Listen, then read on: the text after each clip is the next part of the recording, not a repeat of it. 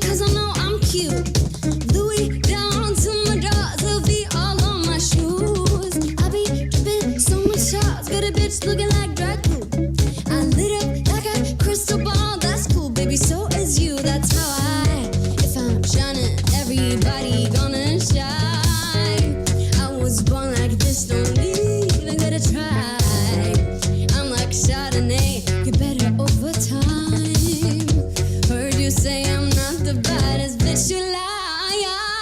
It ain't my fault that I'm only getting loose. Gotta blame it on my goose, gotta blame it on my juice, baby. It ain't my fault that I'm out here making moves. I'm the pudding and the proof, gotta blame it on my juice. Ay, ay, hey, ay, ay, ay. No, I'm not a snack at all. Look, baby, I'm the whole damn meal. Hey, David, you and being slick, don't dare try to cop a feel.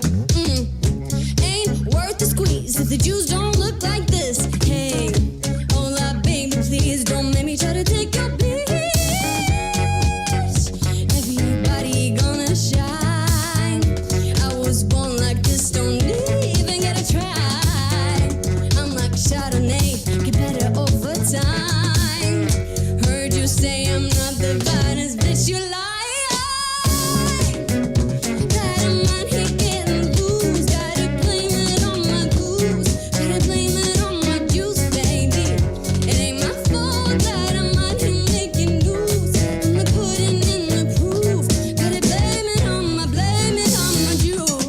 Hey, hey.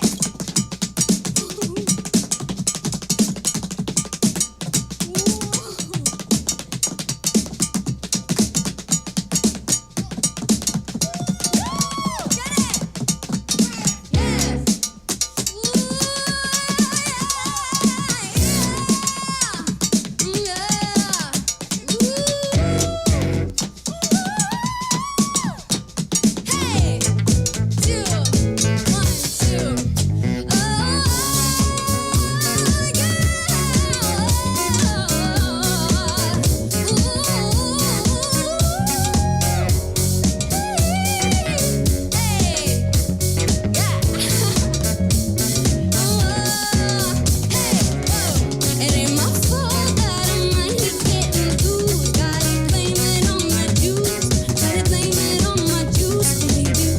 It ain't my fault that I'm out here making moves. I'm the pudding and the proof, gotta blame it on my juice. Tonight, I'm gonna have myself a real good time. I feel alive, and the world, I'll turn it inside out.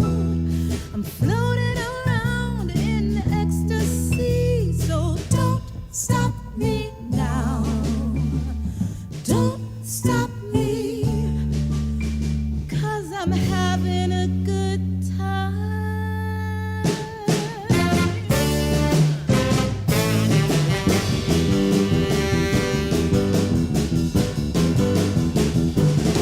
I'm a shooting star leaping through the sky like a tiger, defying the laws of gravity. I'm a racing car passing by like Lady Godiva. I'm gonna go, go, go. There's no stopping me. I'm burning through the sky. 200 degrees, that's why they call me Mr. Fahrenheit. I'm traveling at the speed of light. I wanna make a supersonic man out of you. Don't stop me now. I'm having such a good time. I'm having a ball. Don't stop me now. If you wanna have a good time, just give me a call. Hey, folky folk. Hi there. It's the top of the hour, and here at Stab, that just means that I get to show up and tell you that we're not starting yet. Instead, get yourself some snacks, get something to drink, and share out the link with your friends and family and all that jazz. So they can be here when 6 o'clock Dad Rock begins in about 2.5 minutes.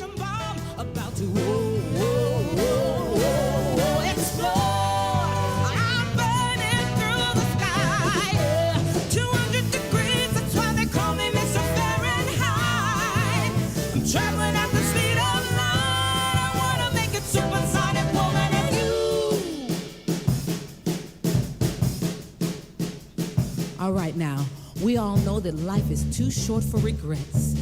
So I don't want you to let fear stop you from doing anything.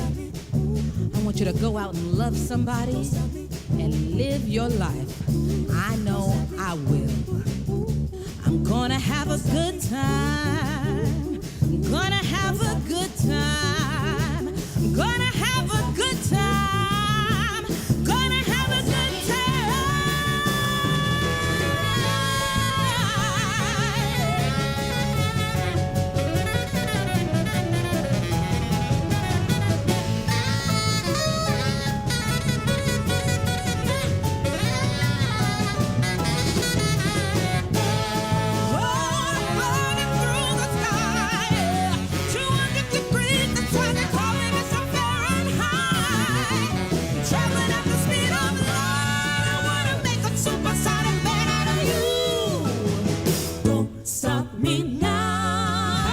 A good time, I'm having a ball.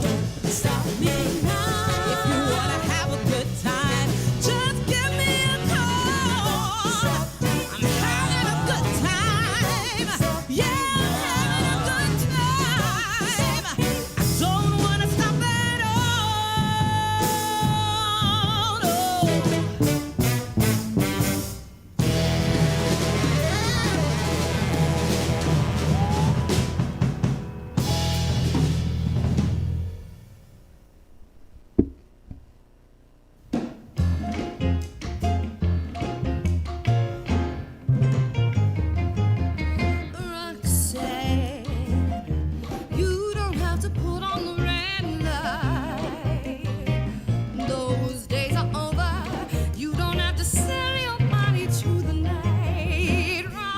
Welcome to the Virtual Stab Comedy Theater.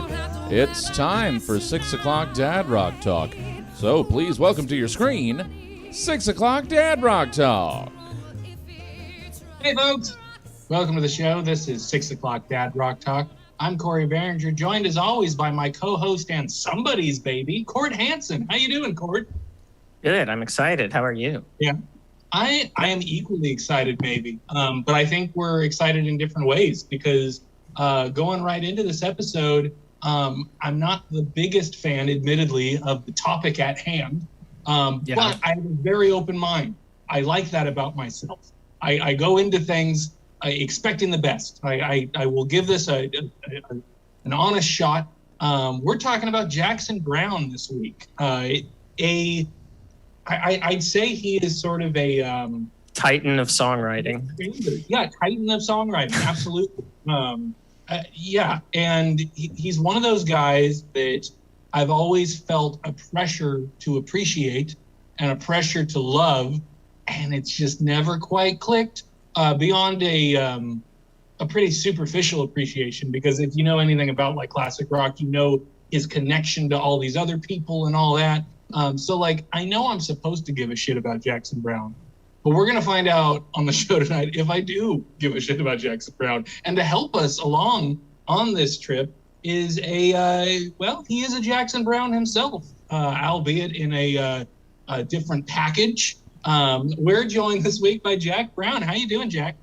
It's fine to call me Jackson. I think it'll be easiest to refer to me as Jackson Browne for this whole episode. Okay. I don't think it'll be confusing. Both first and last name. Yes, please. So Jackson Browne, what did you think of what we just? I kind of just want to get right into it as far as a broad. Tell us like why you got into Jackson Browne, if you even have. Like, that's an assumption I just made. Are you even into Jackson Browne, or is this just a wonderful coincidence of things? So my parents, they say they didn't name me after Jackson Browne, but I mean, he had already been super famous for years. Yeah. And it just doesn't make any sense that I wouldn't. They knew who he was, and they still named me Jackson Browne. It's been haunting me my whole life. Every time I have a new teacher or something, they'll laugh when they see my name. My mom tells a story about how everyone at my circumcision, they brought in other doctors and nurses to laugh at me as like an infant child because my name was Jackson Browne. So it's been formative throughout my life. And I like really hated Jackson Browne for a while. And then I just kind of was like, you know what? I think probably Embracing It's my best option. He seems to be on the right side of most issues. I wouldn't say I listen to him every day, but I'm on board with him. Yeah. I love that outlook. That is such an improviser's approach to it too. You're Jackson Browne rather than denying it. Like you're like, all right, let's go with it. Let's just go with it. That's great. So this is a little bit of a shakeup from what we normally do on the show. When we have a guest, usually they curate the playlist, but I guess Court assembled the playlist this week, right? Yeah, I just kind of wanted to. Right on. Love it. Yeah. Because I think, maybe, you crafted it in such a way that you usually do, which is like making a good entry point for someone. And hopefully that someone will be me. So let's just jump I'm trying to right get my hooks in. Yeah. Yeah. I mean, it's worked before. We have a good track record on the show for that sort of thing. Our ska episode comes to mind. I think that when we go into these things with the best of intentions, we usually come out the other side with a newfound appreciation. So if you haven't seen the show before, folks at home, we listen to a playlist. Yeah, we listen to little snippets of songs, and then we talk about them, and that kind of carries us through the show. So, Jesse, will you please play the first clip?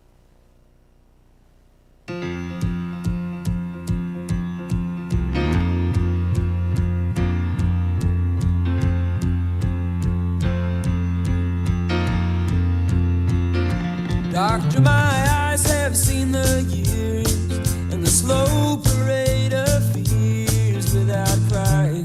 Now I want to understand. I have done all that I could to see the evil and the good without hiding. You must help me if you can. Doctor, my tell me what is wrong. Was I unwise to leave them open for so long?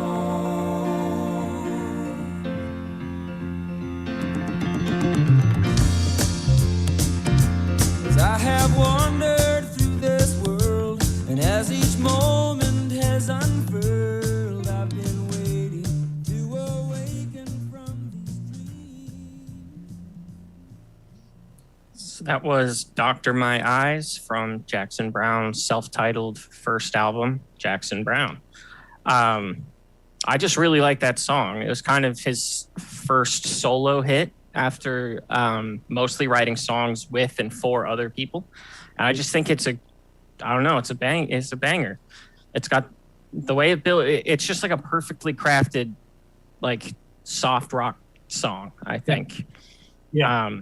I think like every piece falls into place, but it doesn't feel boring the way other similar things can be kind of boring and samey. I feel like he just has enough variety in each part of the song to make it interesting. Even if it's a song you've heard a bunch of times before, you can kind of notice that he puts there's just a lot of variety in each, between the verse and the chorus of the songs. It changes a lot. Yeah. But I don't know. What do you guys think? What do you think, Jackson Browne? I love it. And it's the number one song on the Spotify playlist I've been crushing for the past week. That's like 5 hours of Jackson Browne. And it's whenever it gets back to the top of it, I'm like, oh yes, this is the one. I think it's probably his most popular song, and with good reason. Like Court said, it could go to different places, but it stays right in the pocket between being boring and like being a different thing and not soft rock anymore. I love the piano on it.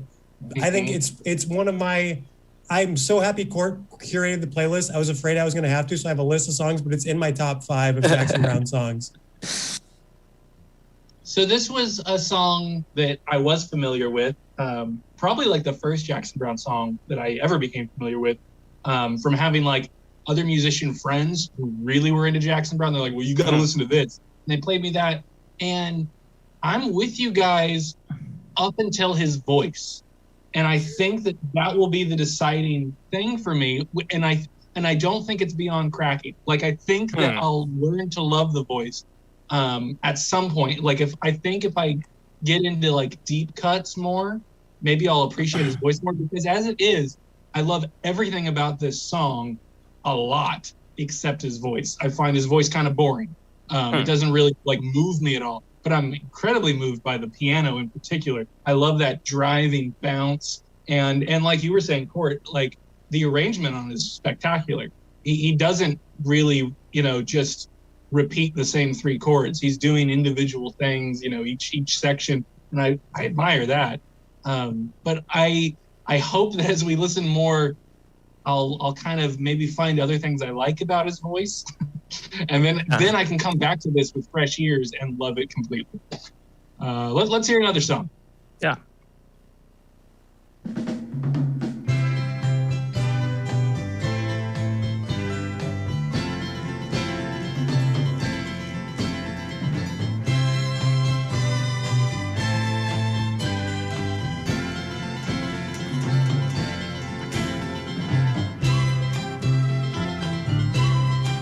I'm meant to call her name, I'm meant to take her hand, I'm meant to be the same and understand just what was happening in the evening between the princess and the prince.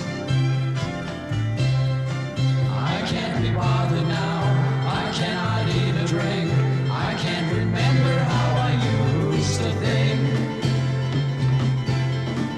What was the song she sang before the morning rang and brought the princess to the prince? It's a crystal ringing Can we get a little bit more of it, Jesse? way, but she's a laughing devil shadow. She's a laughing devil shadow in my night. And can we get a little bit more? So that was Shadow Dream Song by the Nitty Gritty Dirt Band. Did you guys know that he was a member of the Nitty Gritty Dirt Band? Yeah. Like it was like one of his Briefly, first groups, if not his very first group that he was a part of. He joined in like '66, and they. This is just one of the examples of them playing one of the songs that he wrote, and it's just interesting to hear these 2 artists that are known for their kind of country tinged, you could put it, sound later on in the 70s. This is them doing like Baroque Chamber pop. Yeah. I And love it. and it's another one where it just has like interesting layers to it. Just cool sounds. I would never have guessed that was the Dirt Band.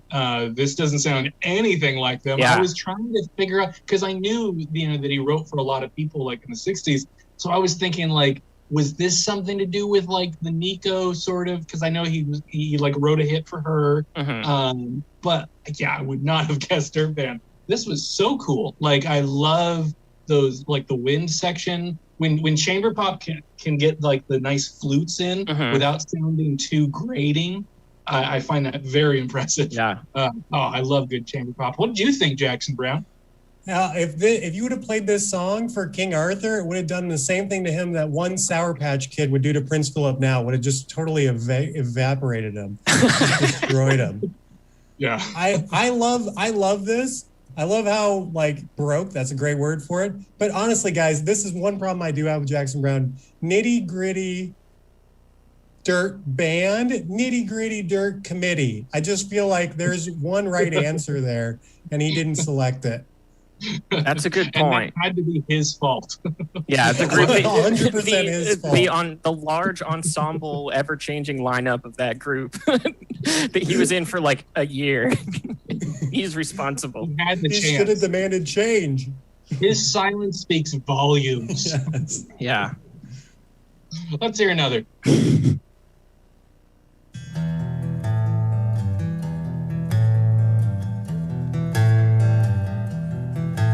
I've been waiting for something to happen for a week or a month or a year, with the blood in the ink of the headlines and the sound of the crowd in my ear.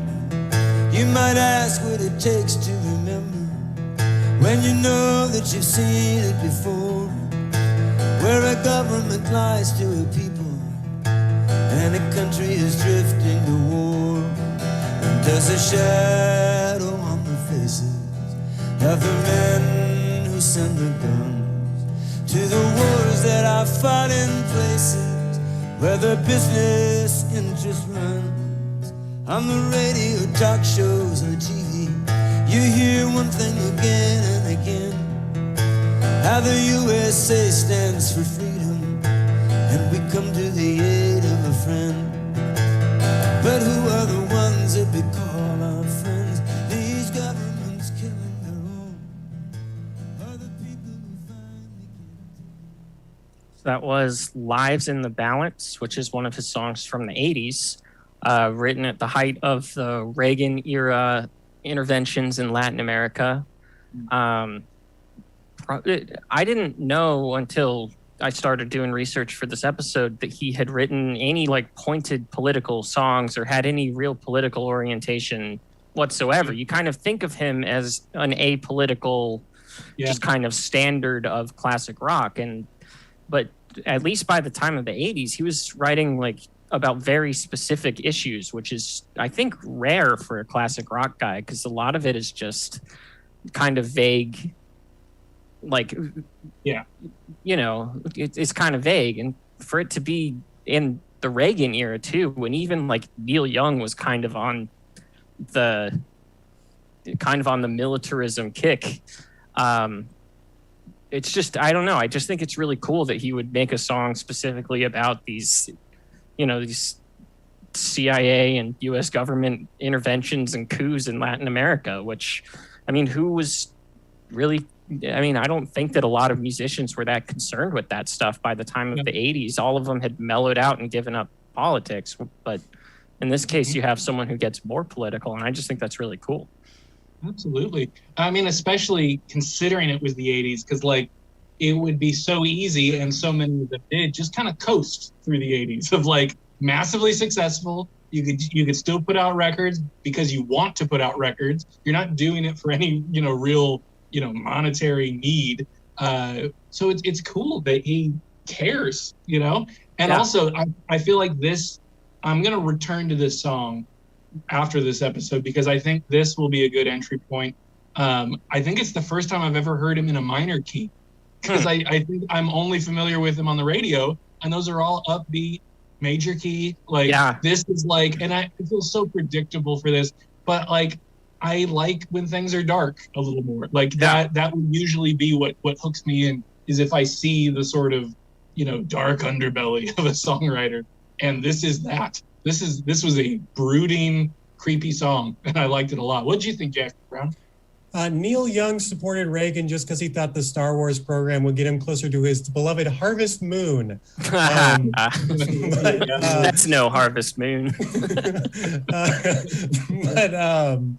The Jackson Browne's still political too, which is like, you guys are saying like, oh yeah, in the 80s he was, you know, doing this, and I think that's impressive too, but like still to this day, talk about being able to coast now. He's an old man. He was born like in the 40s or something. Yeah, 48. Like, yeah, like, I mean, he could definitely be done, but just a couple of years ago, he did a concert in Sacramento against the death penalty. It was for the, whatever it was, repeal the death penalty thing. And I almost went, but I decided to do an improv show instead. Something that I've regretted for the rest of my life, as I bombed. I thought it was really important for me to do an improv show that night, but he's still out there doing it. I respect him immensely. And we got to put it out there. He was a Bernie guy in 2016. Beat me to it. I was about to say the very same. Goes a long way. I think so. At least to me. I was looking at his wiki for the very first time today and learning all this stuff. I'm like, oh, he's aligned himself with every progressive candidate pretty much. Like down the line, he's always been on the front line. It's so cool. So he definitely has that as a check in the right box for me. Yeah. Let's hear another.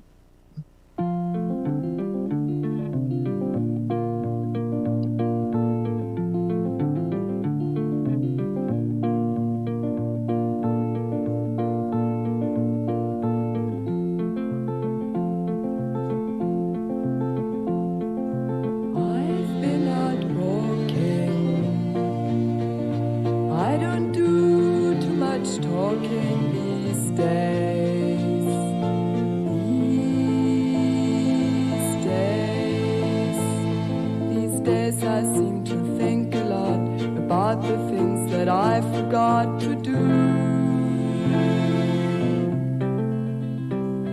And all the times I had the chance to.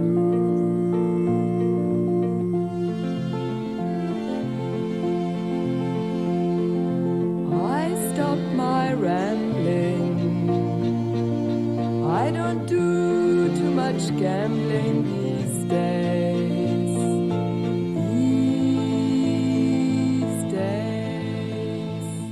These days I seem to think about. That, of course, was Nico with These Days off of her album Chelsea Girl. I did not know until very recently that song was written by Jackson Browne. I had known that song for a very long time, but I had no idea that he was connected to it. And I always had the impression that Jackson Browne is just the easygoing California rocker of the 70s that we're all familiar with. But when he was 16, he was writing songs for art rock Nico, which I just think is bananas. Like he was just a kid. And for that to be one of his first songs that gets covered by an artist, and by that artist in particular. Oh no!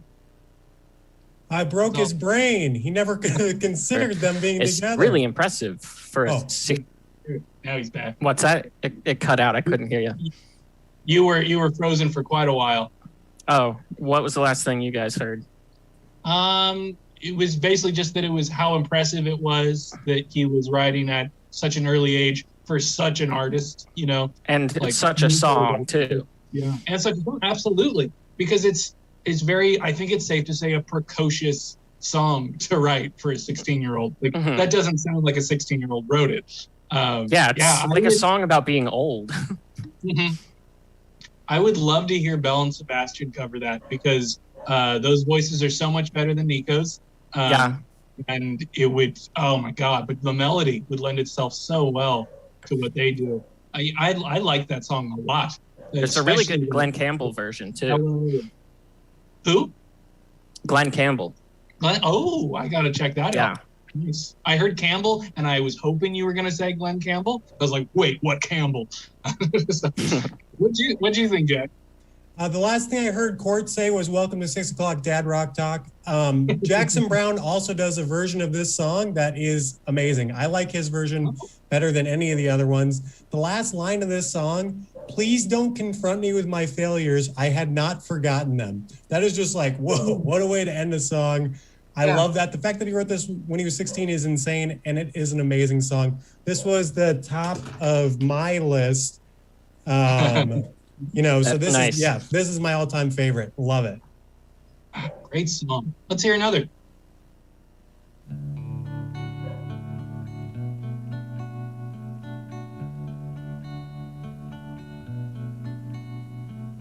Oh, people, look around you. The signs are everywhere. You left it for somebody other than you to be the one to care. You're lost inside your houses. There's no time to find you now. Oh, your walls are burning and your towers are turning. I gotta leave you here and try to get down to the sea somehow. Rock me on the water, sister, won't you soothe my fever brow? Oh, rock me on the water, I'll get down to the sea somehow.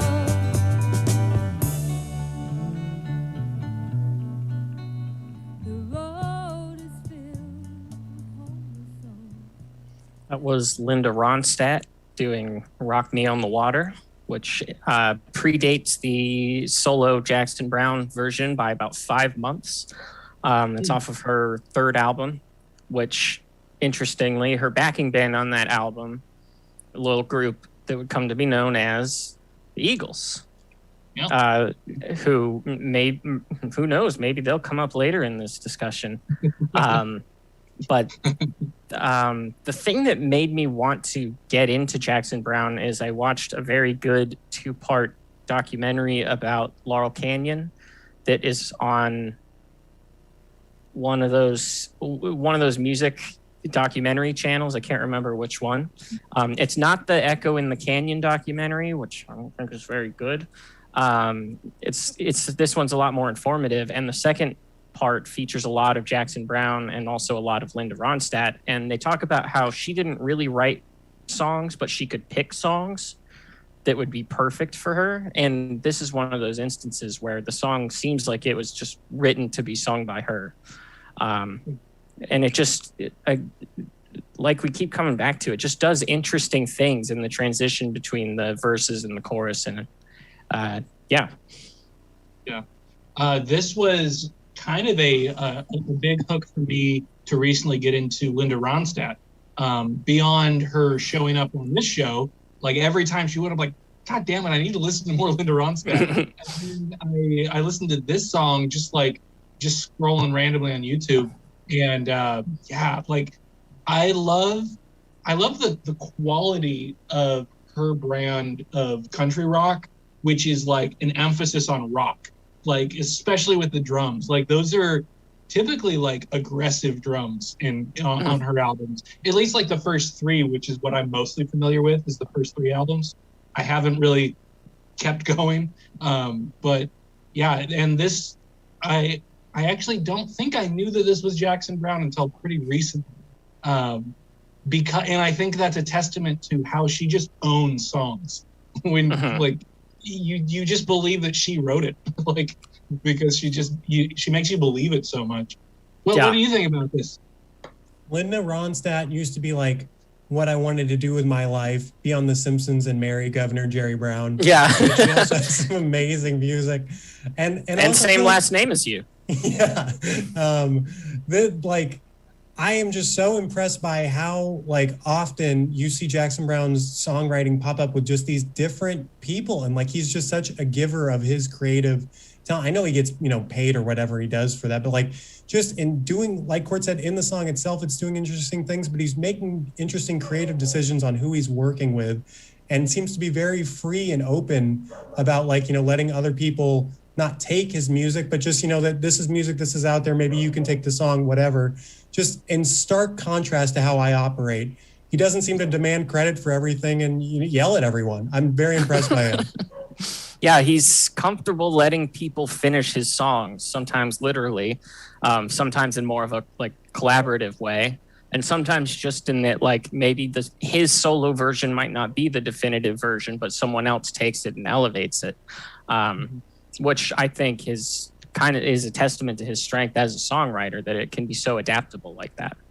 Yeah, ego doesn't seem to come into the picture much with Jackson Browne. Like, it doesn't seem to be the driving force as it is for so many other people in show business. I'm glad we got on the subject of like collaboration, because I just found out today that he collaborated with Phoebe Bridgers on a new version of Kyoto. And like, that's so damn cool. Like this, classic rock star. I mean, that is just what he is, is that relevant? There it is. That was my last one bonus pick. It's great. I like that version better than her straight up version from the album. I love it. I haven't heard it yet. I'm excited to hear it. I just found out it existed. So it's so cool. I just think that's rad that he doesn't have that kind of, elderly statesman approach of like, being above stuff like that. It seems like he's genuinely like invested in the community of music. Yeah. I love he's a working musician. You could say that he's a musician for every man. Oh, nice reference there. Nice. Yeah. His second album, is it not? I think. That's his second one. Yeah. Let's hear another. Clarence is going to sing another song about a pretty girl named Jamaica.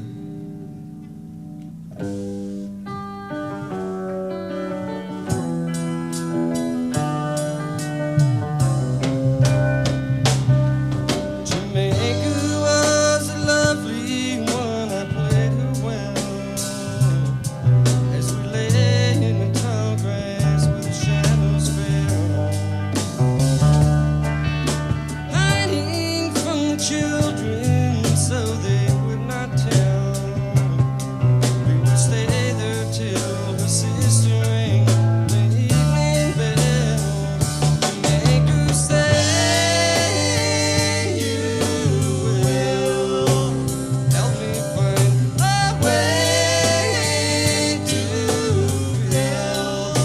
these empty hours. Say you will come again tomorrow.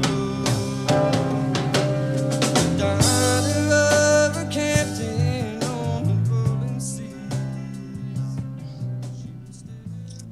That was the Byrds live in Holland, 1971, with a cover of Jackson Browne's Jamaica Say You Will.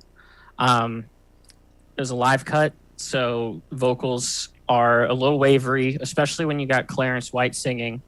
But the thing is, with Clarence White vocals, and for Jack, I don't know if you watched our Clarence White episode. Corey, you weren't on that episode, but he's a frequent topic of discussion for me. Sure. And he was a later guitarist in the Byrds after the original lineup was quit and or fired. And he is like a very traditional bluegrass country musician. And something about his singing style is so off-putting at first because he's immediately flat. But the more you listen to it and the more you listen to the few songs that he sings lead on, he has a very soulful voice that grows on you, and you start to get used to the weirdness of his pitch. And probably tough to get across in just the sample we heard, but just another instance of a group taking a Jackson Browne song before it was released as a Jackson Browne song and putting their own spin on it. And so you have the cool Roger McGuinn jangly guitar combining with Clarence White's like rough country crooner singer voice. I don't know. I thought that was just an interesting cut to include. Yeah, I dug it because for basically all the reasons you just said. And for me, like the personal sort of relation I have to that style is that it reminds me of just a bunch of old guys on the back porch playing music, which is what I was raised around. It was like just the neighborhood musicians, and they're not the best singers, and they're not, they're not striving for perfection. They're playing for the pure love of it. Mm-hmm. And you get a certain charm to that. And I know that sounds almost like dismissive to call it a charm, but that's what it is to me.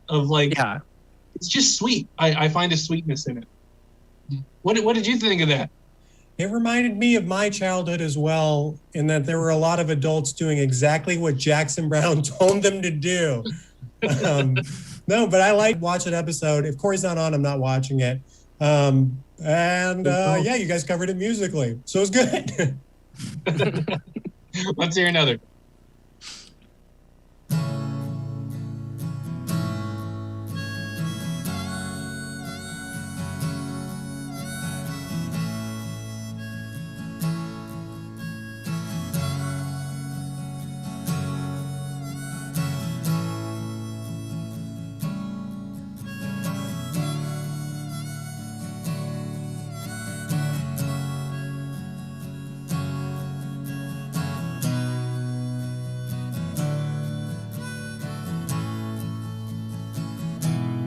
They were Doolin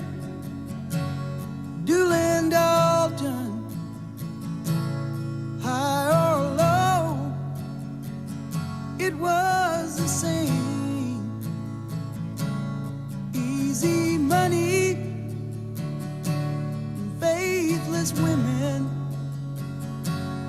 red-eye whiskey for the pain.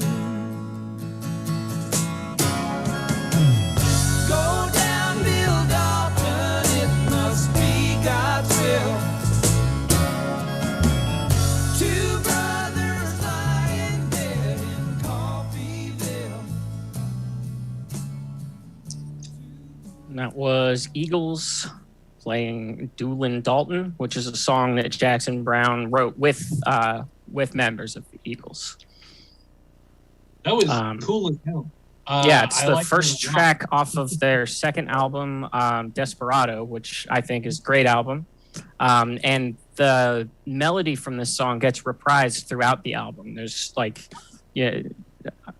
Yeah, I can't tell if I'm cutting out again or not. I don't know what's good. going on with my computer, but yeah, I'm working on I'm working on a pitch for why the Eagles are great after spending a very long time disliking them, just on principle as the most dad rock band, and as a little snotty punk kid, that's like they're like the text of music you're supposed to just hate. Yeah. And I don't want to give away too much about my Eagles thesis, but I will say that they are, and along with Jackson Browne, are responsible for taking what the cooler country rock, your Flying Burrito Brothers, etc., and actually making it commercially viable and successful and becoming the biggest band in the world for a while.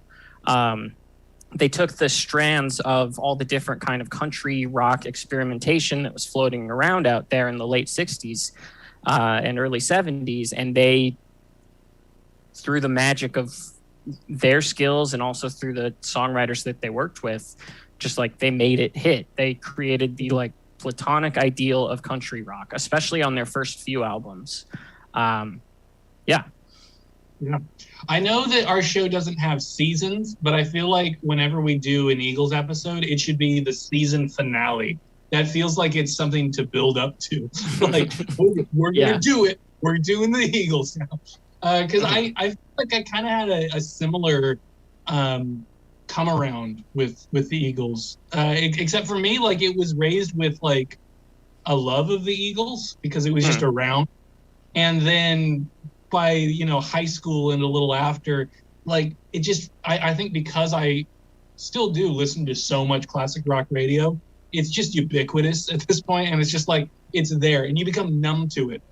With the exception of not the entire song, Hotel California, but the solo in Hotel California. I don't know about you guys, that hasn't lost anything for me. Yeah. It's still so good. Like, I don't want to love it as much as I do.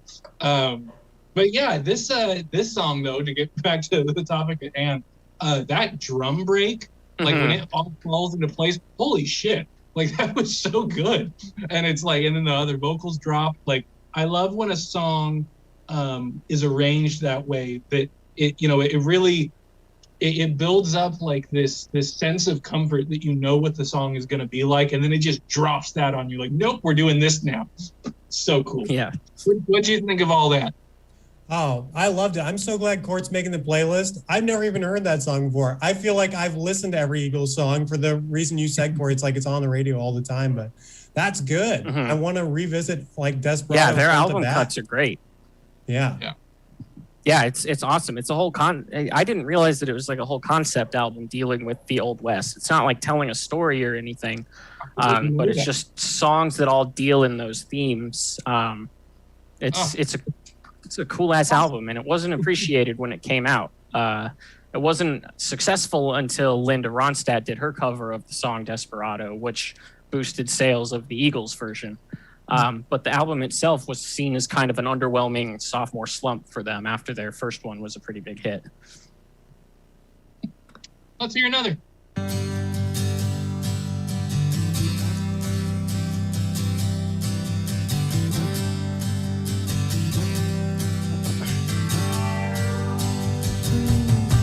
Well, I'm running down the road trying to loosen my load. I got 7 women on my mind.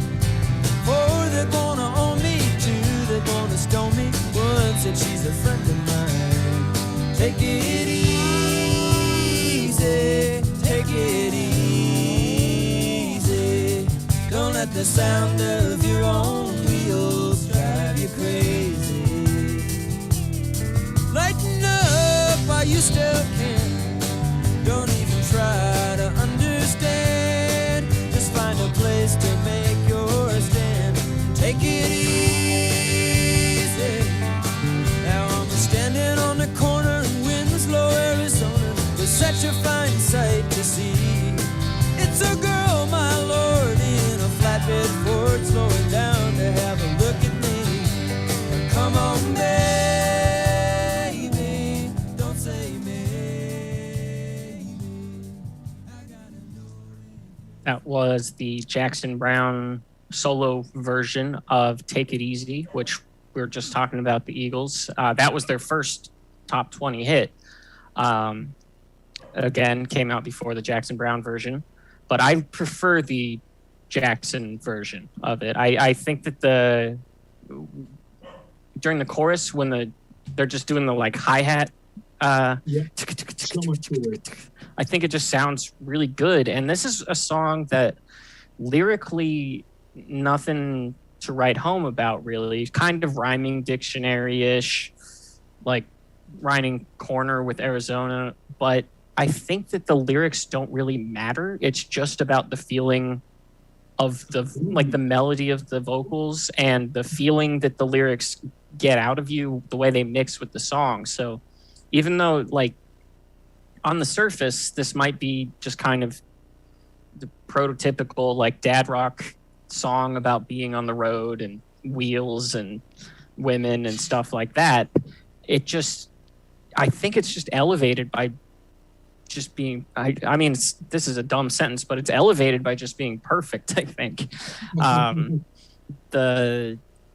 It just is such a warm sound that you can't get mad at the sillier rhymes in the lyrics, I don't think, because it just goes so well with the music. If the lyrics were more poetic, I think it would not work as well as the lyrics as they are. And one thing I realized while watching that documentary, there's a video clip in it of, it's just a bunch of rockers hanging out in Laurel Canyon, and Jackson is just sitting there with a guitar playing this song, and everyone's just having fun hanging out. And I realized that he is if the guitar guy at a party was actually secretly incredibly talented and was like hiding a level of genius behind the facade of like pretty boy guitar guy.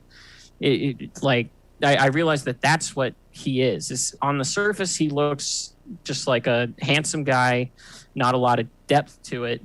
And then he's just packing some heat in terms of his like songwriting ability. And I just love this song. I don't know. I've been going on about it a lot, but I listen to it probably twice a day, just because I like it so much. I don't know. I really like, this is the first time I've heard his version of it. Obviously, I've heard the Eagles version more times than I could possibly count. And for every reason we were just talking about, I really dug this, especially just his arrangement is so very different. It affects the tone of it so much when I think he is changing the tempo slightly. It feels like, unless it's just not coming through as much over here, but like, it feels like he was going into like sort of a little saunter, a little like with like the hi-hat thing. And then it just picks right back up. Like, that's cool. And it's like more progressive than what stuff like the Eagles were doing. Way more progressive. I think so. So cool. And I think his voice works especially well on this song because of the backing harmonies. I think that even if you're not a fan of his voice normally, I think that this one in particular showcases his strengths as a singer too. I think so. And I also think that you pointing out, like, I don't know, I guess it's the first time I considered that the lyrics shouldn't need to matter in a song. And like it's allowing me to get past the line that always bothered me in this song, which is, it's a girl, my lord, in a flatbed Ford, which to me always felt like the most like standard of dad lines, because dad. Which line was it? It cut out. I froze up again. Oh, sorry. I was just saying that like that line of "It's a girl, my lord, in a flatbed Ford" is like, it's so cliche dad. Because I don't know, I can't speak for your dads, but my dad was definitely the type of dad that is incapable of seeing a vehicle without saying the vehicle. Like, he needs to say what it is. Yeah. And it's always like an old something, just like, oh, that old Chevy. And at least where I come from, which is not the South, by the way, when men talk about cars, they suddenly have a Southern accent. It just happens in rural Northern California. And it really bothered me as a kid. But now that you've shined a little light on this, I think it doesn't bother me as much. Maybe I've just calmed down in my old age. Yeah, you've learned to take it easy. Yeah, I've learned to take it easy. What's your hot take on this Jackson Browne? Oh, I love what you guys are saying. It's so difficult to hear a song, and it's even though he wrote it and it's his song, and this is the proper version or wherever you want to call it. We all heard the Eagles version first, and we've heard the Eagles version to death first, and like sometimes it's hard to not think of that song and just compare it, and and like this is wrong or this is off a little bit. I mean, I have trouble just acknowledging any Batman that isn't Ben Affleck. I get angry. I start striking my television. It's a real problem when stuff like that changes for me. But with this song, you guys nailed it from a music perspective. If anyone is unsure at this point, I'm dumb as shit when it comes to music, but I like this. It sounds good. That's my take. I think we got time for one more. But before we listen to this last Brown jam, Jackson Browne, that is here present. Where can the people find you, and what have you got happening in the pipeline coming up? So I want to plug one thing. Court, is the song you're going to play The Long Way Round? No. Okay, I want to plug that song by Jackson Browne. He goes, I don't know what did more ill, Citizens United or the BP oil spill. And I'm like, what the hell? So he's still crushing it with cool couplets. And you can probably find me if you just Google get Jackson Browne. I'll definitely come up. You'll be the first search. What's your YouTube? Because your YouTube is fantastic and people need to watch those videos because they are a work of genius. Oh, well, thank you, Corey. YouTube.com/C/Jack Browne videos. It's a very easy name to find. All right. Well, do you want to leave this up to Jesse to pick a last one, or do you want to suggest one to Jesse? No, I wanna call it. Let's do Desperados Under the Eaves.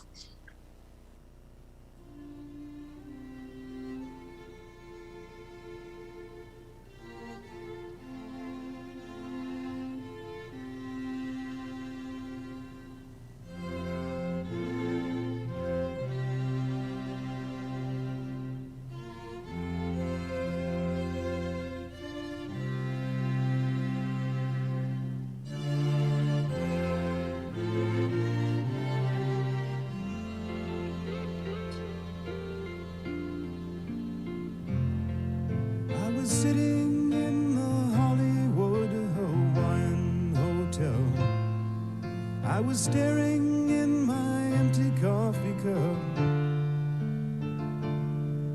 I was thinking that the gypsy wasn't blind.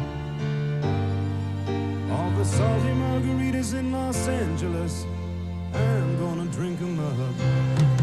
And if California slides into the ocean, like the mystics and statistics say it will, I predict this motel will be standing until I pay my bill.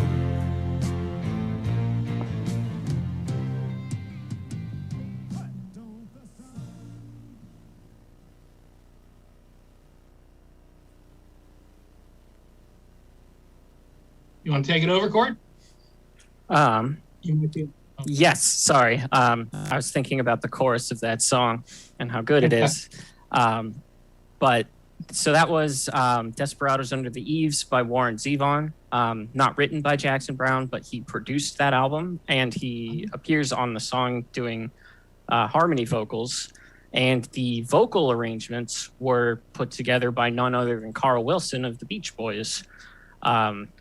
And so you have this perfect intersection of things that I love, which is the Beach Boys, songs referencing cowboys, Warren Zevon, and now that I'm such a convert to the Church of Jackson Browne, and it also has Jackson Browne, and I didn't really realize that he was such a good arranger and producer until I started listening to some of the stuff that he has, like listening more closely to stuff that he's produced. And I think this is such a good example of that.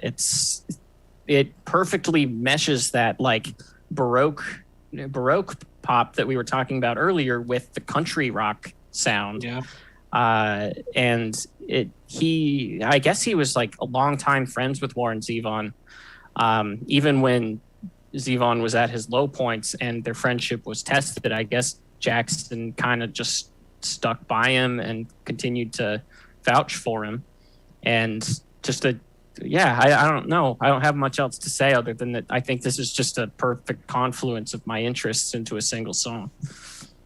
Yeah, no, I'm glad that you brought up his like arrangement on this, because that's mostly what I was thinking about as we were hearing it, because I'm not familiar with the song, so I was thinking like, well, clearly this is Warren Zevon, so I wonder like what Jackson Browne's fingerprints are on this, and I was hoping that it was like the arrangement and stuff, because it's so beautiful.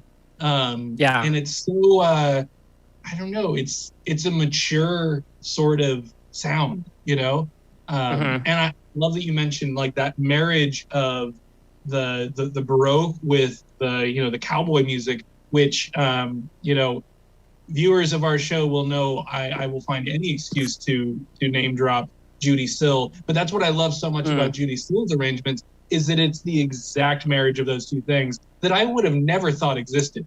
Like taking chamber pop and not just country music, but like cowboy music, because there is a difference between country and Western. And this is definitely more on the Western side. That's way more my sweet spot. I like the stuff that feels like you're on a horse, clip-clopping down the trail. Yeah, you should definitely listen to this full song because it's beautiful. The lyrics are so good. Listen to the whole thing as soon as we end the Zoom call. I think I probably will. So, I mean, I feel like that's a good place to wrap it up. I can give sort of my final thoughts on Jackson Browne, which is, I won't say I'm a fan, like to the degree of a fanatic, but this has been enough for me to actually sit down and listen to some albums, because this is so good. Like, I can't deny how good this stuff is. So that's enough for me, like to give it more of a shot than that's all I'm asking. were, which was just hearing Doctor My Eyes a million times on the radio. I feel like that kind of gave me, I won't even say the wrong perspective on him. It's just one slice of the bigger Jackson Browne pie. What did you think of this show? Oh, okay. So that was your review of me or Jackson Browne, the artist? Not a fan. Okay. No, this was awesome. Thanks for having me, guys. Honestly, Court, the songs you picked were so much better than the ones I would have picked. I'm definitely going to listen to that song. You said Soggy Margaritas in it. You've got me. That's the confluence of my interest, dampness and margaritas. And yeah, this is just a fun time. I like watching the show just because it's clips of songs I've usually never heard of. Not because just because I'm a normie piece of trash or whatever, but it's a lot of fun. I want to thank Coach Jesse too for doing the bleep loops. And thank you guys for having me. I really do I feel a lot better about being named Jackson Browne. My name isn't Mike Love. Thank you so much for being on. Exactly. Oh, absolutely. Yeah. You got a good one. Yes. I think you got a good one. Well, this was a hoot and a half. Thank you so much for being here. We hope you enjoyed this at home as well. And you can tune in next week where we'll talk about something else. We'll tell you all about it on our Instagram at Dad Rock Talk. So be sure to follow us there. Maybe drop us a line if you have any suggestions for future topics. We'd love to hear them. Have a wonderful night. Bye-bye. Thank you one more time, Court, Corey, and Jackson Browne. That is Dad Rock Talk, but we're not done for the evening. In fact, you come back here around, about an hour, and you'll see The Stab Show. It may or may not be the show that the whole thing was named after. You come and check out, see for yourself. And then we'll dive back into the Wyan Behringer household, as Jacqueline will be appearing on that show, along with Nick Pettigrew and Brett Stoltz. It'll be a lot of fun. So, thanks for hanging out with us. We will see you, hopefully, in an hour. Back here at 8 o'clock for The Stab Show.